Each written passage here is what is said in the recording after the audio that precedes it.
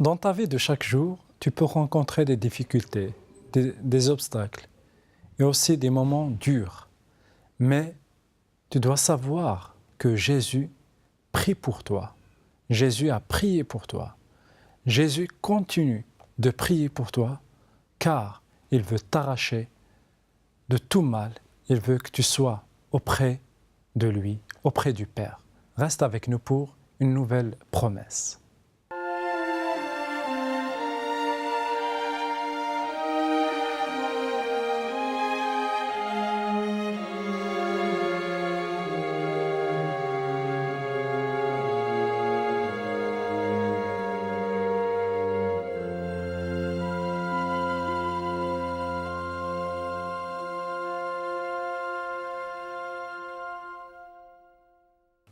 Bonjour et bienvenue pour une nouvelle émission, une nouvelle promesse avec le pasteur Pierre Péchou. Nous allons continuer à chercher les promesses dans la Bible. Nous allons continuer à voir qu'est-ce que Jésus en fait nous a laissé comme trésor. Parce que ces promesses, ce sont des trésors pour nous aujourd'hui. Chaque promesse, elle peut être réalisée dans ta vie. Alors, je t'invite à suivre cette émission avec le pasteur Pierre Péchou. Bonjour et bienvenue, pasteur. Bonjour Anafi, merci de m'accueillir une nouvelle fois pour une nouvelle émission, partager ensemble une belle promesse de Jésus et bonjour à tous ceux qui nous écoutent, qui nous regardent. Merci, tu es le bienvenu parce qu'à chaque fois tu viens aussi avec un petit cadeau, une petite promesse. Alors, si on veut savoir quelle est la promesse pour aujourd'hui? Eh bien, si vous voulez savoir, il faut que je la lise. Oui. Je vais commencer par ça. C'est une promesse que Jésus adresse à Pierre. Elle ne va pas apparaître comme une promesse classique, mais ce que Jésus dit à Pierre est pour nous vraiment une belle promesse. Et ça se trouve dans l'évangile de Luc, au chapitre 22. Et Pierre est aussi appelé Simon dans la Bible. Donc là, dans le texte, c'est Simon. Et puis après, on l'appelle Pierre, c'est la même personne. C'est Jésus qui parle. Luc 22, à partir du verset 31. « Simon, Simon, le Satan vous a réclamé pour vous passer au crible comme le blé. Mais j'ai prié pour toi, afin que ta foi ne disparaisse pas tout à fait. Et toi, quand tu seras revenu, affermis tes frères. » Alors, j'ai lu les 2 premiers versets. La promesse, bien sûr, c'est la fin des paroles de Jésus, enfin dans ce que j'ai lu. Jésus qui dit à Pierre, j'ai prié pour toi, afin que ta foi ne disparaisse pas tout à fait, et qui continue en disant, quand tu seras revenu. Alors, pourquoi Jésus en fait a choisi Pierre en particulier vraiment pour prier pour lui? Et qu'est-ce que ça veut dire le fait que Jésus a prié pour Pierre? En fait, ce que Jésus dit à Pierre, c'est « je sais ce qui va se passer ». Je sais que Satan te réclame pour te passer au crible comme le blé, c'est-à-dire pour te secouer, pour te faire chuter. Je le sais. Je sais que tu vas me renier, en fait, parce que je n'ai pas lu la suite. Mais ça va être intéressant, d'ailleurs, peut-être de le lire. Alors là, on est dans le contexte quand Pierre va renier son maître, Jésus. Et là, avant même que cette histoire prend place, Jésus avait parlé. Oui, alors, en fait, ce qu'on va faire, c'est qu'on va lire la suite. Ce sera plus simple. Donc, Jésus dit à Pierre, j'ai prié pour toi, afin que ta foi ne disparaisse pas tout à fait. Quand tu seras revenu, affermis tes frères. Et Pierre lui dit, Seigneur, je suis prêt à aller avec toi en prison et à la mort. Il lui répondit, Pierre, je te le dis, un coq ne chantera pas aujourd'hui que tu n'aies nié par 3 fois me connaître. Alors, c'est intéressant, mais il y aurait peut-être un risque là, c'est que les gens puissent penser qu'il y a une forme de fatalité. Parce que Jésus annonce à Pierre qu'il va le renier, Pierre est obligé de renier Jésus. C'est comme si chez nous on décide le destin. Alors, c'est surtout pas ça. Vraiment pas. Simplement, dans sa préscience, Dieu révèle à Jésus les événements à venir, non pas pour enfermer Pierre dans son erreur et dans son péché, mais pour pouvoir annoncer une bonne nouvelle et une promesse à Pierre. Bien que je sache que tu vas faire le mal, bien que je sache que tu vas me renier, regarde, je prie pour toi et je sais que tu as la capacité de revenir. Est-ce que ça montre aussi que Dieu ne veut pas forcer la volonté d'une personne? Parce que là, Pierre, même s'il est averti, voilà, le choix, sa volonté en fait de dire oui et non, il est le maître de ça. Pierre? Oui, Pierre. Tout à fait. Et je pense que c'est le même cas pour Judas. Parce que Judas aussi, il va non seulement renier, mais beaucoup plus, il va vendre son maître pour quelques sous. Et là, on voit que Jésus avertit, mais il ne peut pas forcer une personne de faire ou de ne pas faire. Alors ça, c'est vrai.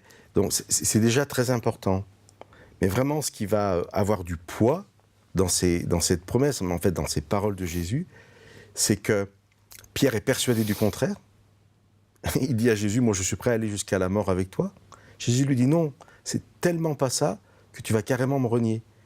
Mais c'est pas que c'est pas grave, je peux pas dire ça, mais Jésus lui dit, mais regarde, je prie pour toi, c'est-à-dire je le sais, mais le fait de le savoir, de savoir que toi tu vas me renier, ça ne m'empêche pas de continuer à t'aimer, de continuer à me préoccuper de toi, de ton salut, donc je prie pour toi, et tu as la possibilité de revenir. Et quand tu seras revenu, c'est ça qui est absolument incroyable, Jésus lui dit, quand tu seras revenu, affermis tes frères. C'est-à-dire que... Sois un témoignage pour les autres. Oui, tout est comme avant, c'est-à-dire, moi je t'ai gardé ta place. Et pour bien comprendre ce qu'on est en train de dire, j'ai tourné la page, et je suis toujours au chapitre 22 de Luc, mais dans l'action, c'est-à-dire qu'en fait, quand Pierre est en train de renier Jésus une fois, Pierre renie Jésus 2 fois, 3 fois, et je vais lire le texte. Pierre vient de renier Jésus pour la 3e fois. C'est-à-dire, parce qu'il y en a peut-être qui ne savent pas ce que ça veut dire, Jésus est en train d'être jugé, Pierre est dans la cour de l'endroit où Jésus est jugé, et quelqu'un dit à Pierre, mais toi tu le connaissais? Et Pierre dit, ah non, moi je ne l'ai jamais connu. Je ne l'ai jamais vu. À l'instant même, comme il parlait encore, un coq chanta. Alors, le Seigneur se retourna et regarda Pierre. Pierre se souvint de la parole que le Seigneur lui avait dite, avant qu'un coq ait chanté aujourd'hui, tu m'auras renié par 3 fois. Il sortit et dehors, il pleura amèrement. Donc, essayons vraiment d'imaginer la scène. Jésus était entré dans l'endroit où il était jugé. Et au moment précis où Jésus ressort dans la cour, en même temps, Pierre le renie. Pour la 3e fois. Et juste quand c'est fait, Jésus sort, Pierre le renie, les regards se croisent. Et là, pour Pierre, c'est terrible. Parce qu'il comprend que Jésus... Il se rend compte, en fait. Le savait. Et ce qui est important, c'est qu'il sortit et il pleura amèrement. Et déjà, ici, on voit que Pierre regrette. Vraiment le remords de Pierre. Le remords, ouais. Alors, je reviens à ces 2 versets que j'ai lus, à notre promesse. Nous avons 3 personnages. Maintenant, c'est important de s'arrêter sur 3 personnages. Les rôles de chacun. Simon, le Satan vous a réclamé pour vous passer au crible comme le blé. Mais j'ai prié pour toi, afin que ta foi ne disparaisse pas tout à fait. Et toi, quand tu seras revenu, affermis tes frères. Laissons les frères de côté, ça ne fait pas partie des 3 personnages que j'ai choisis. Il y a donc Pierre, Jésus et Satan. Chacun, on va dire comme ça, avec un rôle. Alors, quel est le rôle de Satan? Quel est le but de Satan? Quelle est la volonté de Satan? Réclamer Pierre pour le détruire. La destruction, le mal, la mort. Et un Satan très puissant, très intelligent, très fort. Suffisamment fort, en fait, pour faire tomber Pierre. Quel est le rôle de Jésus? Intercéder. Prier, intercéder. Annoncer déjà la restauration. C'est ça qui est absolument incroyable. Ce qui est mis en avant, alors ça c'est vraiment important à le dire, dans ces 2 versets, ce que Jésus met en avant, c'est pas il faudra qu'on règle le problème de ton reniement, le problème du péché, il faudra que tout de suite on rétablisse la relation. Reviens, réparation du mal. Du mal qui a été fait. Voilà, mais c'est quand même incroyable. Jésus ne dit pas à Pierre, quand tu seras revenu, tu me demanderas pardon. Quand tu seras revenu, affermis tes frères. C'est-à-dire, quand tu seras revenu, si tu reviens, je te rends ton boulot. Enfin, si je peux me permettre l'expression. Moi, j'ai une mission pour toi, j'ai une vision pour toi, j'ai un avenir pour toi.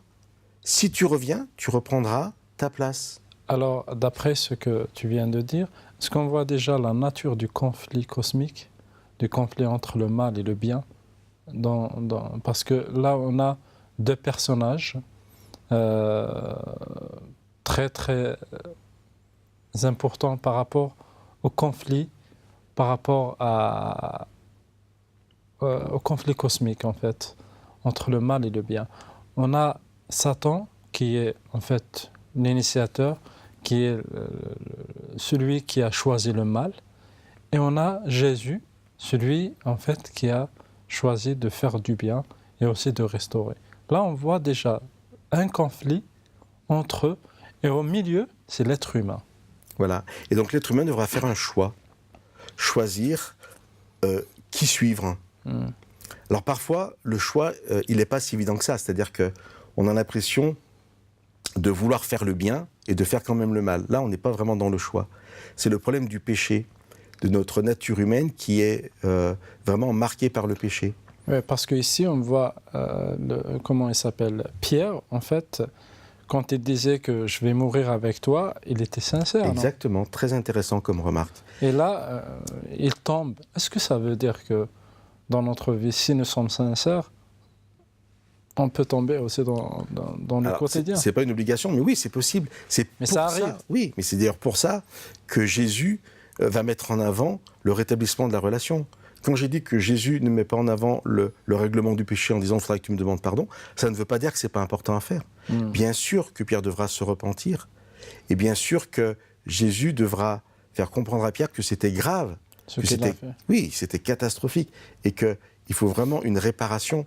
D'ailleurs, dans le verbe que Jésus emploie, quand tu seras revenu, ce changement de direction est déjà d'ailleurs l'amorce de la repentance, c'est-à-dire de la prise de conscience par Pierre de son erreur et de la volonté d'être pardonné et de changer. Tout ça est présent dans le texte.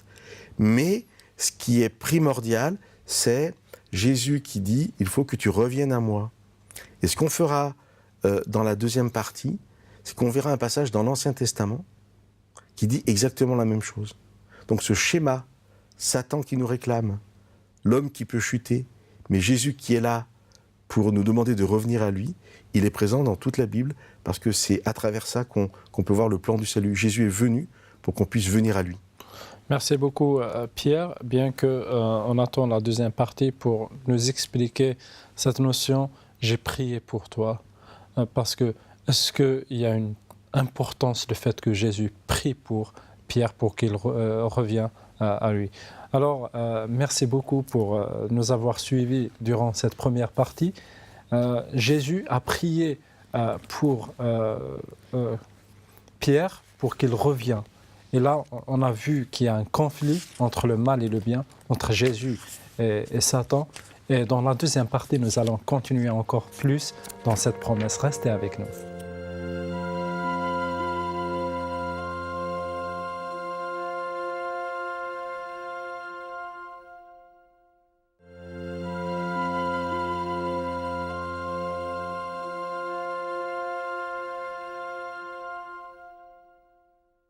Bienvenue pour cette deuxième partie de notre promesse, notre émission.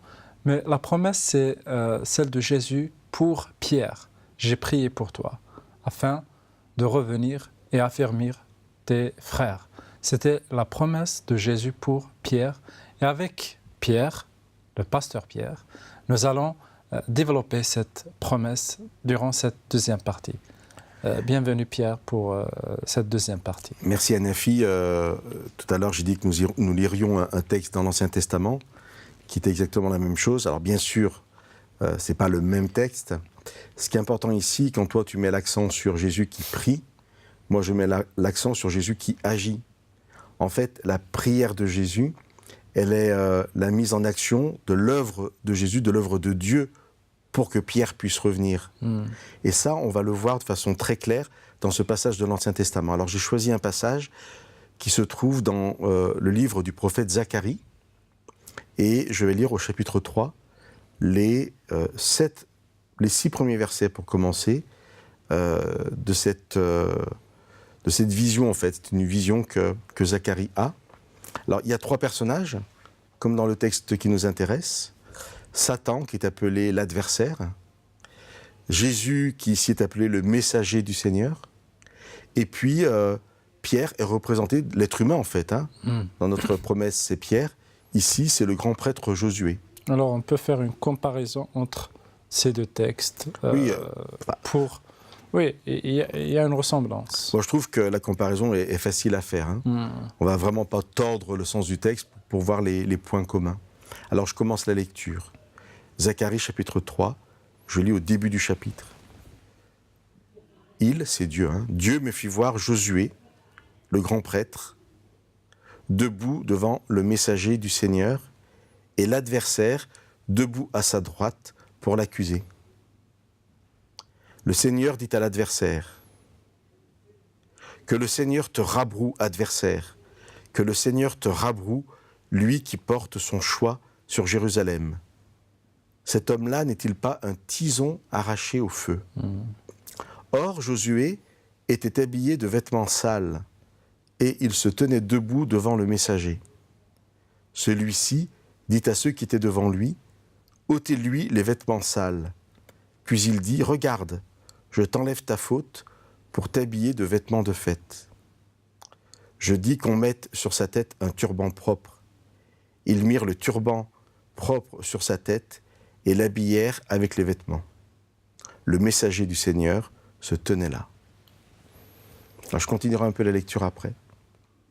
Alors bien sûr, cette vision semble très différente du petit passage qu'on a lu, où Jésus s'adresse à Pierre et lui dit « J'ai prié pour toi, quand tu seras revenu ».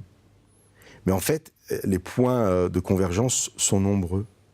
Nous avons Satan, l'adversaire, qui cherche à détruire, disais-tu, qui, dans le passage de Zacharie, accuse le grand prêtre, qui, dans le passage du Nouveau Testament, Jésus dit, il cherche à te cribler comme du blé. Donc on a la même notion de... Celui du Nouveau Testament. Du Nouveau Testament, pardon, de jugement. Et on a en opposition l'œuvre du Christ. Alors ça paraît tout simple dans le passage de Luc, c'est juste Jésus qui dit « J'ai prié pour toi ».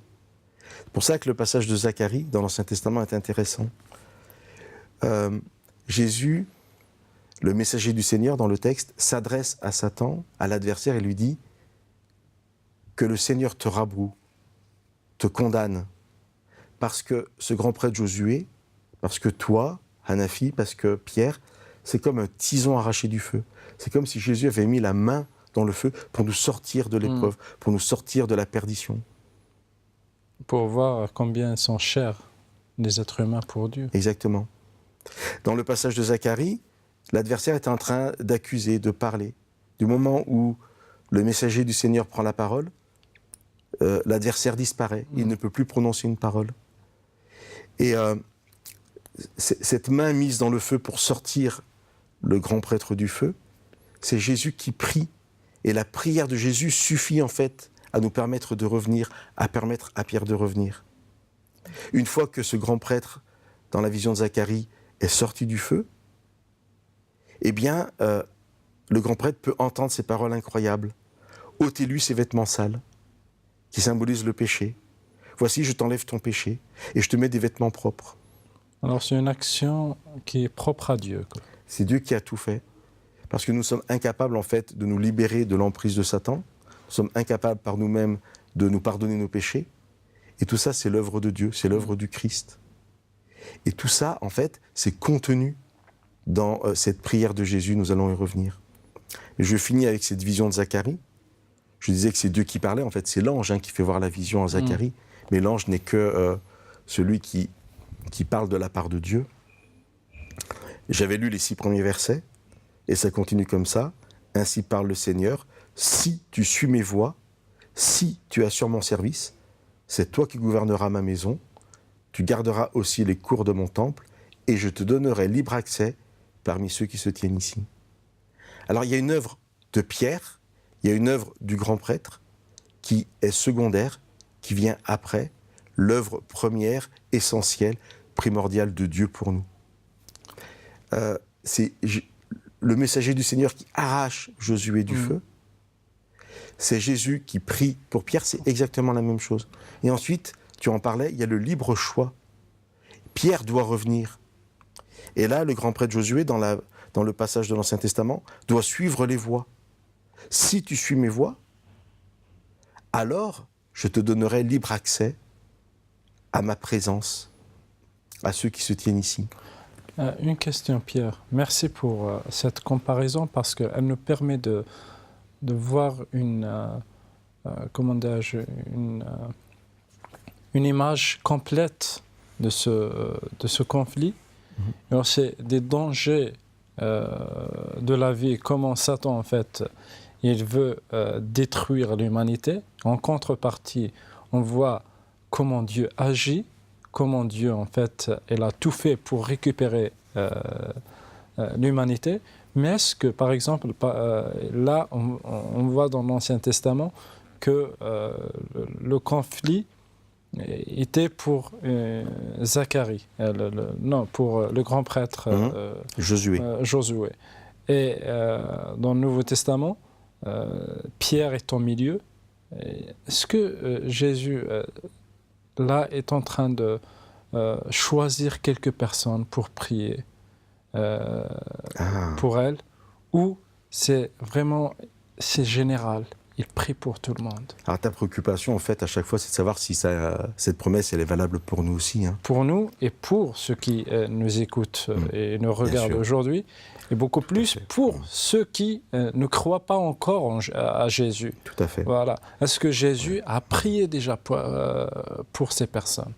Alors, en préparant notre partage, il y a un texte qui s'est imposé à moi, et que je lirai tout à l'heure, et qui répond en fait à cette question. Alors oui, c'est pour nous aussi. En fait, cette promesse, elle nous dit, je l'ai prise parce qu'en fait, voilà, il y a quelque chose d'incroyable, d'extraordinaire, de merveilleux. Et j'en ai souvent parlé de la façon suivante, je dis aux personnes, quelle est la seule chose dont vous pouvez être sûr le matin en vous réveillant? En fait, il y en a deux. Alors, c'est pas moi qui ai inventé cette idée, hein. En fait, c'est un philosophe qui disait l'enfant qui naît est déjà assez vieux pour mourir. C'est horrible de penser à ça, mais c'est tellement vrai. La première chose dont on est sûr en se réveillant le matin, c'est qu'on va peut-être mourir. C'est peut-être notre dernière journée. Ça, c'est très négatif, en fait. C'est horrible. Hein. Il y a de quoi faire une dépression. Ouais. Alors, il y a une deuxième chose qui est beaucoup plus joyeuse. Quand vous vous réveillez le matin, la deuxième seule chose dont vous pouvez être sûr, c'est que Jésus a déjà prié pour vous. Amen. Ce « j'ai prié pour toi » adressé à Pierre nous est adressé à chacun d'entre nous. Jésus a prié pour nous. Alors, Anafi, quand je lis dans le livre de Zacharie cette parole du messager du Seigneur, de Jésus qui dit « Je t'ai arraché du feu », quand je lis dans l'évangile de Luc « J'ai prié pour toi », je n'explique pas tout ce qu'il y a derrière, toute l'œuvre de Jésus. Et on ne va pas l'expliquer maintenant. On a eu l'occasion d'en parler de façon autre ailleurs. On a parlé de la croix, de l'œuvre du Christ. Mais là, ce qui est important à savoir, ce n'est pas comment ça marche. C'est qu'on peut revenir, c'est qu'on est arraché du feu. Et alors, pour répondre à ta question, le texte que j'ai choisi, qui est un texte extraordinaire, il se trouve dans l'Épître aux Hébreux, au chapitre 4. Les plus attentifs, les plus passionnés, hein, les plus assoiffés de promesses qui regarderaient nos 30 émissions, eh bien, auront déjà entendu ce texte dans une autre émission. Hébreux 4, verset 16. L'auteur de l'Épître aux Hébreux explique en fait toute l'œuvre du Christ, comment Jésus est venu sur la terre pour nous sauver. Nous, on ne l'explique pas maintenant. Acceptons-le, simplement. Jésus est venu pour nous sauver. Conséquence, il peut nous arracher du feu, Pierre peut revenir, et dans Hébreux 4,16, voilà ce que nous lisons. « Approchons-nous donc avec assurance du trône de la grâce, pour obtenir compassion et trouver grâce en vue d'un secours opportun. » Je vais la relire et faire juste un petit commentaire, juste montrer une évidence qui n'est peut-être pas aussi évidente que ça. Alors je relis d'abord. « Approchons-nous donc avec assurance du trône de la grâce, pour obtenir compassion et trouver grâce en vue d'un secours opportun. Si on s'approche du trône de la grâce, on s'approche de Dieu. Et si on peut être secouru auprès du trône, ça veut dire qu'il y a un problème qui n'est pas encore réglé. Ça veut dire que la présence de Dieu, le retour, est premier avant le règlement du problème. Et c'est ça l'évidence, en fait, qui est extraordinaire. Quand Jésus dit « Je prie pour Pierre », il dit « Je prie pour chacun d'entre vous ». Quand il dit à Pierre « Quand tu seras revenu », il nous dit « Approchez-vous de moi ». Et quand vous serez près de moi, quand vous aurez rétabli la relation, là, on pourra régler les problèmes et vous transformer. Amen. C'est vraiment une très belle promesse pour chacun d'entre nous. Merci beaucoup, Pierre. Et on reste sur cette promesse que Jésus prie pour chacun de nous.